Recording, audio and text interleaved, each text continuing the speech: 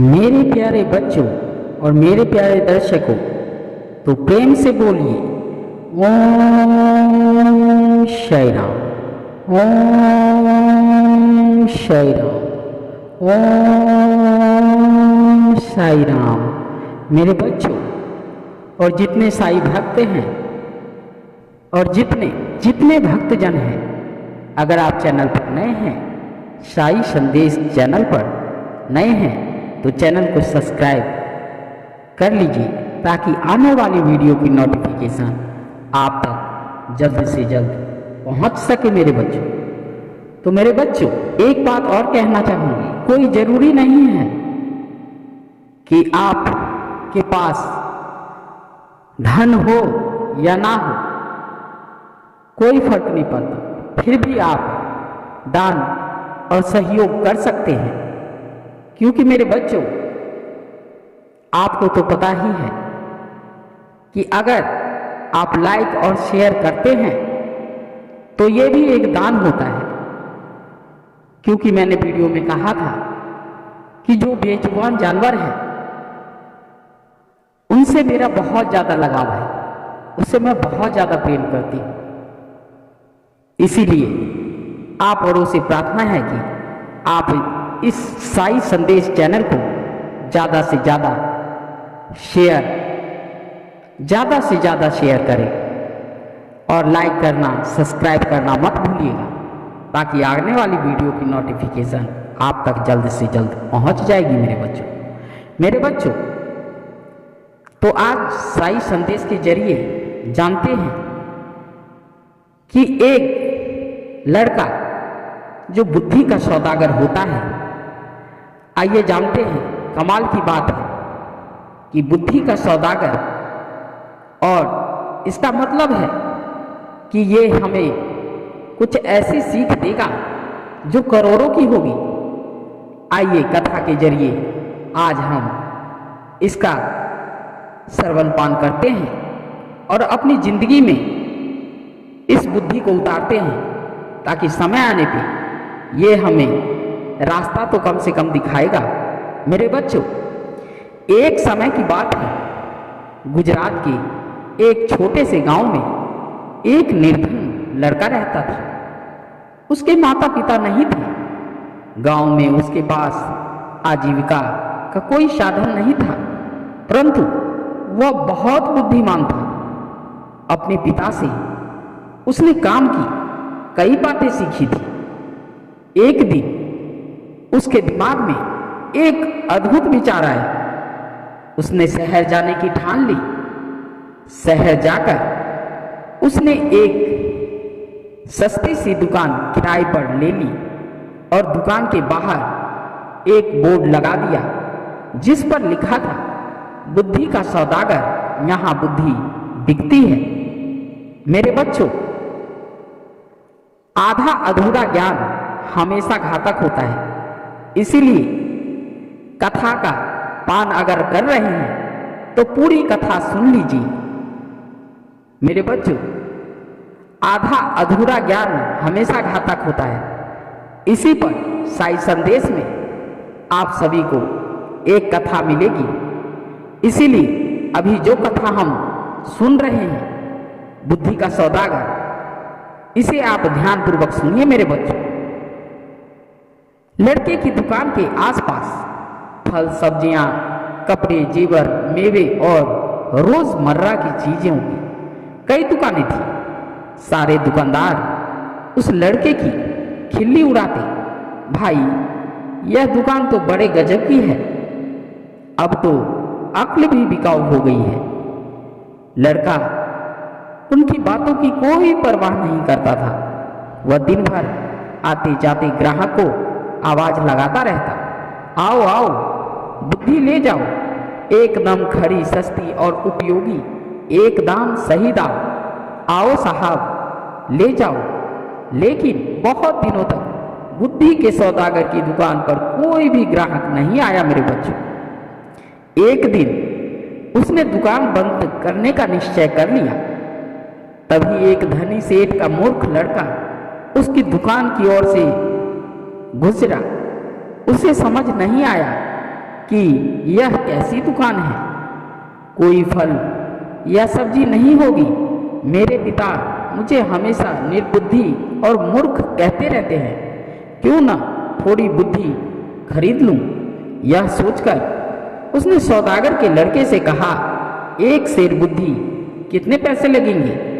लड़के ने उत्तर दिया, मैं बुद्धि तौलकर नहीं, उसकी किस्म के हिसाब से बेचता हूं। मेरे पास तरह तरह की बुद्धि है, सबका दाम अलग अलग है।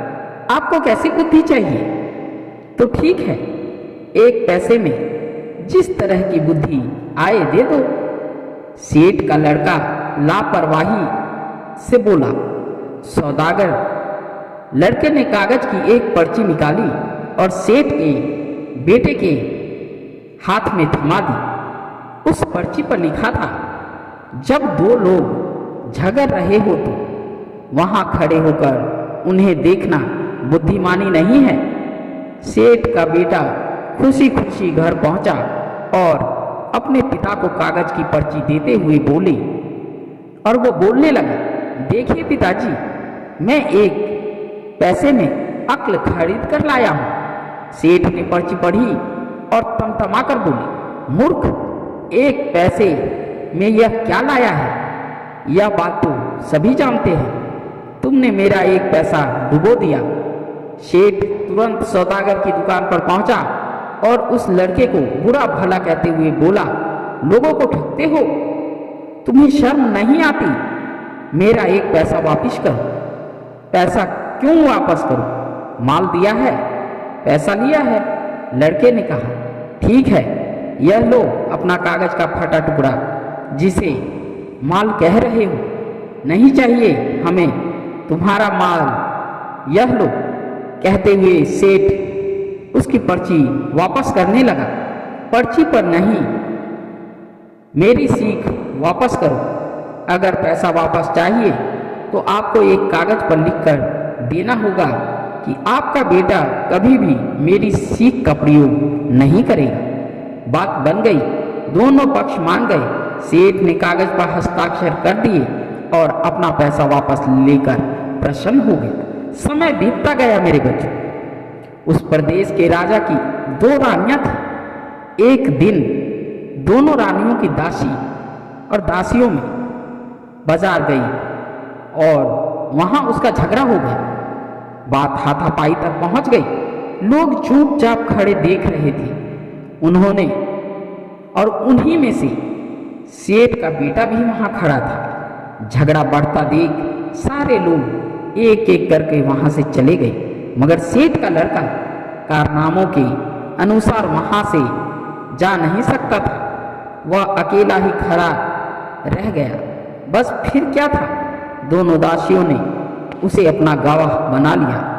झगड़े की बात राजा रानी तक पहुंची। सेठ और उसका लड़का राज दरबार में लाए गए। दोनों रानियों ने लड़के से कहा कि वह उनके पक्ष में गवाही दे। सेठ और उसके बेटे की तो होश उड़ गई। वे सहायता के लिए बुद्धि के सौदागर के पास पहुंचा और बोला, हमें किसी तरह बचा लीजिए, मैं 500 रुपये लूंगा। लड़के ने कहा, ठीक है, ये लो 500 रुपये। सेठ ने तुरंत 500 रुपये निकालकर सौदागर को दिए। देखो, जब गवाही देने के लिए बुलाया जाए तो पागल की तरह व्यवहार करना। बुद्धि के सौदागर ने उपाय बताया। सेठ के बेटे ने वैसा ही किया। राजा ने उसे पागल समझकर महल से बाहर निकाल दिया। इसी तरह की 1-2 घटनाएं और हो गई। बुद्धि के सौदागर की चर्चा राजा के कानों में भी पड़ी। राजा ने उसे बुलवाया और पूछा, सुना है तुम बुद्धि बेचते हो, क्या तुम्हारे पास बेचने के लिए और बुद्धि है? जी हुजूर, आपके काम की तो बहुत ही, लेकिन 1 लाख रुपए लगेंगे। सौदागर लड़के ने कुछ हिचकिचाते हुए कहा, तुम्हें 1 लाख रुपए ही दिए जाएंगे, तुम पहले बुद्धि तो दो।